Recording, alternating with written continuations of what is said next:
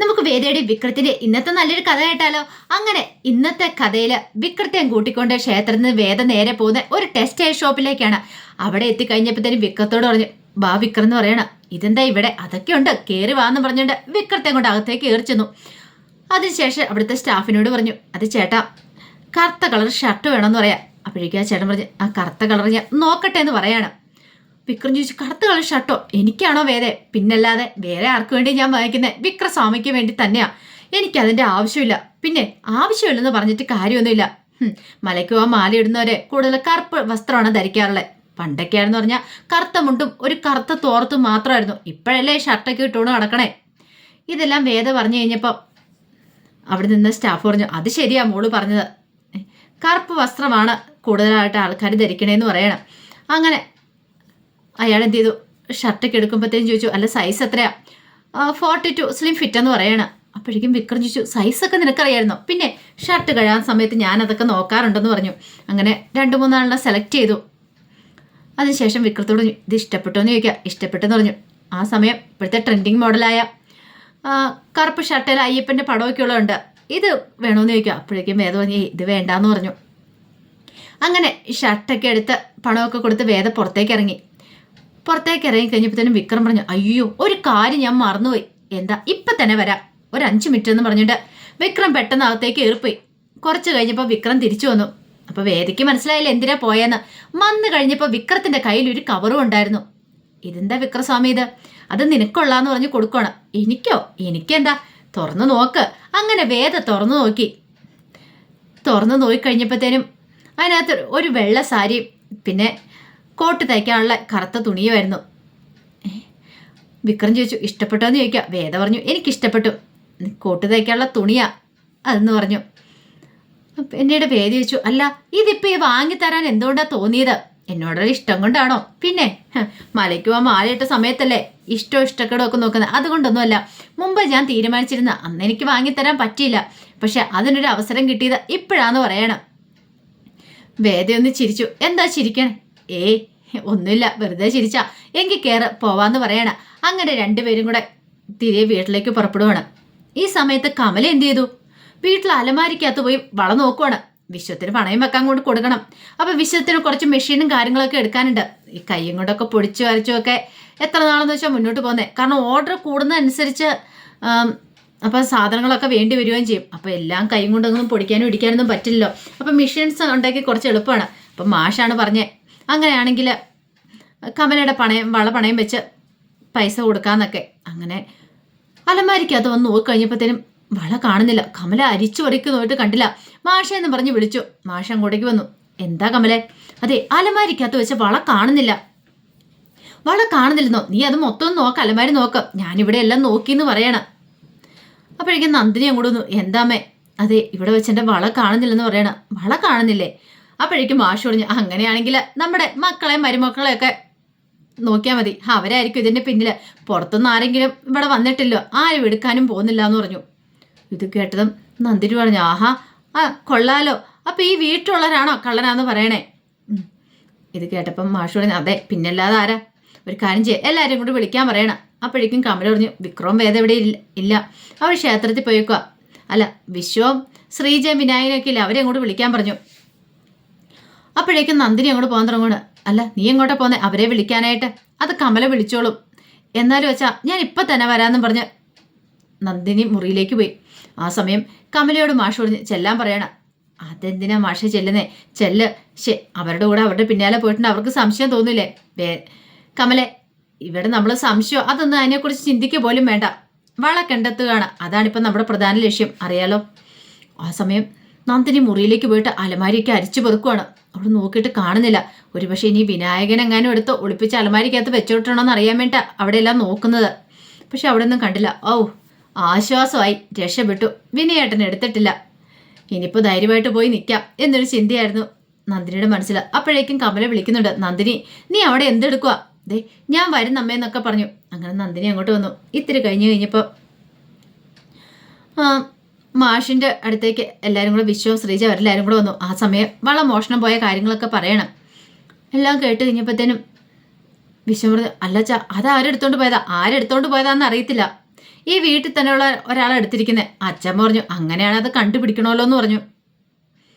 ആ സമയം കമൽ പറഞ്ഞു അത് വീട്ടിലുള്ള ആരെങ്കിലും ആയിരിക്കും എടുത്തിട്ടുണ്ടായിരിക്കുക.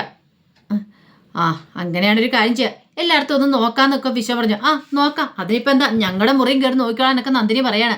ഞങ്ങളുടെ മുറിയും എല്ലാം കയറി അരിച്ചു പെറുക്കി നോക്കിയോ, വേണമെങ്കിൽ ഇതേ എൻ്റെ ഡ്രസ്സും കൂടെ നോക്കിയോ, ഇതേ എൻ്റെ ശരീരം കൂടെ ഒന്ന് പരിശോധിച്ചോ, ഇനി എവിടെയെങ്കിലും ഞാൻ ഒളിപ്പിച്ചു വെച്ചിട്ടുണ്ടോയെന്ന് എന്നൊക്കെ പറഞ്ഞു കഴിയുമ്പോഴത്തേനും മാഷ് രൂക്ഷമായിട്ട് നന്ദിനി ഒന്ന് നോക്കുവാണ്. നന്ദിനി ഇത്ര തറപ്പിച്ച് പറയണമെങ്കിൽ അവൾ എടുത്തു കാണില്ല എന്നുള്ളത് മനസ്സിലായി. പക്ഷെ അങ്ങനെ ഉറപ്പിച്ചൊന്നും പറയാൻ പറ്റില്ല. അപ്പോഴേക്കും മുത്തശ്ശി പറഞ്ഞു എന്താണെങ്കിലും ആ സാധനം കണ്ടുപിടിക്കണമല്ലോ എന്ന് പറയണം. കമല പറഞ്ഞു ഇനിയിപ്പം അത് നോക്കാനും വെറുക്കാനും ഒന്നും പോകണ്ട, പോയത് പോട്ടെന്ന് പറയാം. പക്ഷേ എങ്കിലും മാഷും മുത്തശ്ശി അത് സമ്മതിച്ചില്ല. അച്ഛൻ പറഞ്ഞു അത് വേണ്ട, അത് കണ്ടെത്തുക തന്നെ വേണമെന്ന് പറഞ്ഞു. ആ സമയം നന്ദിനി പറഞ്ഞു അല്ല ഇപ്പം ഇവിടെ പൈസയ്ക്കൊക്കെ ആവശ്യമുള്ളത് വിശ്വാന്റെ ശ്രീചേട്ടത്തിക്കല്ലേ, അവരിലെ ബിസിനസ്സും കാര്യങ്ങളൊക്കെ തുടങ്ങിയിരിക്കുന്നത്. അപ്പം അവർ കൊണ്ടുപോയി വിറ്റു പണയം വെച്ചു അവരെടുത്തെന്നുള്ള രീതിക്കാണ് പറയണേ. അപ്പോഴേക്ക് ശ്രീജ പറഞ്ഞു നന്ദിനി നീ പറഞ്ഞെന്താന്ന് മനസ്സിലായി, പക്ഷേ ഈ യൂണിറ്റ് എങ്ങനെയാണ് തുടങ്ങിയെന്നുള്ള കാര്യം ഇവിടെ എല്ലാവർക്കും അറിയാം. ഓരോ കണക്കിൻ്റെയും കാര്യങ്ങളൊക്കെ എല്ലാവർക്കും അറിയാം, ലോണ് കിട്ടിയതും എന്തൊക്കെ സാധനം മേടിച്ചു എങ്ങനെ മേടിച്ചെന്നൊക്കെ. അതുകൊണ്ട് നീ ഞങ്ങളുടെ തലയിലേക്ക് കുറ്റം കെട്ടിവെക്കാൻ നോക്കണ്ട, പറഞ്ഞു കേട്ടല്ലോ. എന്നാൽ ശരി, കുറ്റം കെട്ടിവെക്കുന്നില്ല, നിങ്ങളുടെ മുറിയും പരിശോധിക്കണമെന്ന് പറഞ്ഞു. വിശ്വം പറഞ്ഞു അതിനെന്താ, വന്ന് പരിശോധിച്ചോളാൻ പറയണം. ഈ സമയം ശ്രീജ ചോദിച്ചു നന്ദിനി എങ്ങാനും ഞങ്ങളുടെ മുറിയിൽ എങ്ങാനും കൊണ്ടേ വെച്ചിട്ടുണ്ടോ? ഇതെന്താ ശ്രീജേട്ടത്തി ഇങ്ങനെ പറയണേ, നിന്റെ സ്വഭാവം ആയതുകൊണ്ട് പറയണം, എന്നിട്ട് നീ വെറുതെ ഒരു കള്ളക്കഥ ഉണ്ടാക്കുന്നതാണോ, എനിക്ക് സംശയം ഉണ്ടെന്ന് പറയണം. ഇത് കേട്ടത് നന്ദിനി പറഞ്ഞു എൻ്റെ ഭഗവാനെ, ആ വള എടുത്തുകൊണ്ട് പോയ ആരാണെങ്കിലും ശരി അവരുടെ തല ഇടുത്തി വീഴണേ, അവരെ മൂർക്കം പാമ്പ് കൊത്തണേ എന്നൊക്കെ പറഞ്ഞിട്ട് പ്രാഗി നേരുവാണ്. കമല പറഞ്ഞു എന്തൊക്കെയാ നന്ദിനി വിളിച്ചു പറയണമെന്ന് ചോദിക്കുക. പിന്നല്ലാതെ ആ വള പോയതിൻ്റെ പേരിലല്ലേ ഇത്തരം പ്രശ്നങ്ങളൊക്കെ ഉണ്ടായിരിക്കുന്നേ. അപ്പോഴേക്കും അച്ഛൻ പറഞ്ഞു ഇനിയിപ്പോൾ അതൊരു അന്താരാഷ്ട്ര പ്രശ്നമാക്കി മാറ്റണ്ട, നമുക്ക് കണ്ടുപിടിക്കാം എന്നൊക്കെ പറഞ്ഞിട്ട് അങ്ങോട്ടേക്ക് പോയി. അങ്ങനെ വള എവിടെയാണെങ്കിലും കണ്ടുപിടിക്കാതിരിക്കാൻ പറ്റില്ലല്ലോ. അപ്പോൾ എല്ലാവരും കൂടെ ഉത്സാഹിക്കുവാണെങ്കിൽ കണ്ടുപിടിക്കാൻ പറ്റുമെന്നായിരുന്നു കമലയും പറയുന്നത്. ചിലപ്പോൾ ഈ വീട്ടിലുള്ളവർ തന്നെയാണോ എടുത്തിരിക്കുന്നതെന്നും അറിയത്തില്ലല്ലോ. ആ സമയം വേദയും വിക്രവും കൂടെ വീട്ടിലേക്ക് പോരുവാണ്. അപ്പോൾ പോരുന്ന വഴിക്ക് വേദ വിക്രത്തോട് പറഞ്ഞു ഞാനേ ആ ഷർട്ട് മേടിച്ചു തന്നെ എങ്ങനെയാണെന്നറിയോ, അതിനുള്ള പണം എവിടുന്നാന്ന് അറിയാമെന്ന് ചോദിച്ചു.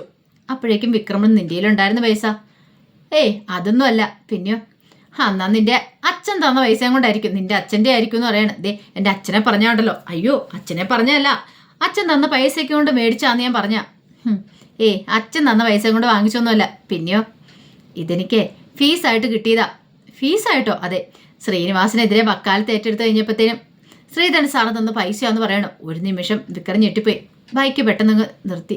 ദേ വേദ ഇതിൻ്റെ വല്ല ആവശ്യം ഉണ്ടായിരുന്നു ചോദിച്ചു. എന്ത്? നീ ഇപ്പോൾ ഇതെന്നോട് പറഞ്ഞതിന് കാരണം എനിക്ക് മനസ്സിലായി, ഞാൻ ആ ഷർട്ട് ഇടുമ്പോഴൊക്കെ ഓർക്കണം ശ്രീനിവാസ് സാറിനെ കുറിച്ചും പിന്നെ ആ ശ്രീധരൻ തന്ന പൈസ ആണല്ലോ, അതുകൊണ്ടല്ലേ നീ ഇങ്ങനെയൊക്കെ ചെയ്തേ. ദേ വിക്രസ്വാമി ഞാൻ അങ്ങനെയൊന്നും മനസ്സിൽ കരുതിയിട്ടില്ലെന്ന് പറയണം. വേണ്ട നീ കൂടുതലൊന്നും പറയണ്ട, എനിക്ക് മനസ്സിലായി. അപ്പോഴേക്കും വേദ പറഞ്ഞു പിന്നെ വിക്രസ്വാമി എനിക്ക് ഇത് പറയാനായിട്ട് എന്ത് അർഹതയുള്ളത്? വിക്രസ്വാമി ഈ പറയുന്ന ആ ശ്രീനിവാസന്റെ കയ്യിൽ നിന്ന് പൈസ മേടിച്ചിട്ടില്ലേ എനിക്ക് വേണ്ടി സാരി ഇതൊക്കെ വാങ്ങിച്ചു തന്നെന്ന് ഒറ്റ ചോദ്യം. അപ്പോഴേക്കും വിക്രം പറഞ്ഞു നിന്നോട് ആര് പറഞ്ഞത്? 6 മാസമായിട്ടെ ഞാൻ ശ്രീനിസാറിനെ 100 രൂപ പോലും മേടിക്കാറില്ല, ഞാൻ വർക്ക്ഷോപ്പിൽ പോയി നന്നായിട്ട് അധ്വാനിച്ചുണ്ടാക്കിയ പൈസ കൊണ്ട് വാങ്ങിയതാ. അത് കേട്ടപ്പം വേദയ്ക്ക് അപ്പോഴും സങ്കടമായിപ്പോയി. വേദ പറഞ്ഞു സോറി വിക്രസ്വാമി, ഞാൻ അത്രേ അറിഞ്ഞില്ലായിരുന്നു പറയണം. വേണ്ട നീ കൂടുതലൊന്നും പറയണ്ട, നിന്നോട് ഞാൻ അപ്പോഴേ പറഞ്ഞില്ലേ ആ ശ്രീനിവാസ് സാറിൻ്റെ വക്കാലത്ത് ഏറ്റെടുക്കണ്ടെന്ന്, ശ്രീധരൻ സാർ വന്ന വക്കാലത്ത് ഏറ്റെടുക്കണ്ടെന്ന് ശ്രീനിവാസ് സാറിനെതിരെ. എന്നിട്ട് കേട്ടോ നീ? ദേ വിക്രസ്വാമി ഇനിയിപ്പോൾ നമ്മൾ രണ്ടുപേരും അതിനെക്കുറിച്ചൊരു ചർച്ച ചെയ്യേണ്ട, തർക്കവും വേണ്ടാന്ന് പറയണം. അപ്പോഴേക്കും ഒരു മാളികപ്പുറം അങ്ങോട്ട് വന്നു. മാളികപ്പുറം വന്നിട്ട് സ്വാമിന്ന് വിളിക്കുകയാണ്. അപ്പോഴേക്കും വിക്രം നോക്കി, ആ മാളികപ്പുറം അടുത്ത് വന്നു. ആ സമയം വേദി വെച്ചു എന്താ മാളികപ്പുറം? അതെ എന്നെയും കൂടെ ഒന്ന് കൊണ്ടുപോകാമെന്ന് ചോദിക്കണം. അല്ല എവിടേക്കാണ് കൊണ്ടുപോകണ്ടേ? ഞാൻ സ്ഥലം പറഞ്ഞുതരാം, അവിടെ നിർത്തിയാൽ മതി എന്ന് പറയാം. ആയിക്കോട്ടെ എന്ന് പറഞ്ഞു.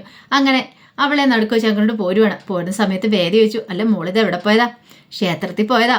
തനിച്ചോ? അതെ തനിച്ച് പോയതാ, തനിച്ച് ഞാൻ പോവാറുണ്ട്, അച്ഛനും അമ്മയോടും ഒക്കെ ഒപ്പം വരാറുണ്ട് എന്ന് പറഞ്ഞു. കുറച്ച് ദൂരം കൂടെ വന്നു കഴിഞ്ഞപ്പോൾ ആ മാളികപ്പുറം പറഞ്ഞു ഇവിടെ നിർത്തിയാക്കാൻ പറയണം. അങ്ങനെ അവിടെ ബൈക്ക് നിർത്തി എന്നാൽ ശരി പോട്ടെ എന്ന് പറയണം. അപ്പോഴേക്കും വേദി വെച്ചു ഇവിടെ അടുത്താണ് വീട്, അതെ ഇതിലൂടെ അങ്ങോട്ട് പോയാൽ മതി എന്ന് പറഞ്ഞിട്ട് വഴിയൊക്കെ കാണിച്ചു കൊടുത്തു. പോകുന്ന സമയമായി കഴിഞ്ഞപ്പോൾ വേദ എന്ത് പെട്ടെന്ന് പേഴ്സിനകത്തുനിന്ന് പൈസ എടുത്തു കൊടുക്കണം. അല്ല ഇതെന്തിനാ? അതെ അവിടെ ചെല്ലുമ്പോഴേ അയ്യപ്പസ്വാമിയുടെ അടുത്ത് നേർച്ചയിടണം കേട്ടോ. ആർക്ക് വേണ്ടെന്നറിയാവോ? ഇനി വിക്രസ്വാമിക്ക് വേണ്ടിയിട്ട്. വിക്രസ്വാമിക്ക് നല്ലത് പറഞ്ഞെന്ന് പ്രാർത്ഥിച്ചിട്ട് മോളി പൈസ അവിടെ നേർച്ചയിട്ടേക്കണമെന്ന് പറഞ്ഞ് ആ പൈസയും കൂടെ കൊടുക്കണം. അതും വാങ്ങിച്ചുകൊണ്ട് മാളികപ്പുറം അങ്ങോട്ടേക്ക് പോയി. ഈ സമയം വേദയും വിക്രം കൂടെ വീട്ടിലേക്ക് സന്തോഷത്തോടെ വരുവാണ്. അപ്പോൾ അതിൻ്റെ വിശേഷങ്ങളൊക്കെ ഇന്ന് കാണുന്നത്. ഇതിൻ്റെ ബാക്കി വിശേഷങ്ങളുമായിട്ട് വൈകുന്നേരത്തെ പ്രമോയി വരാട്ടോ. ഒരിക്കൽ കൂടി എല്ലാവർക്കും ശുഭദിനം നേർന്നുകൊണ്ട് നിർത്തുന്നു. നന്ദി.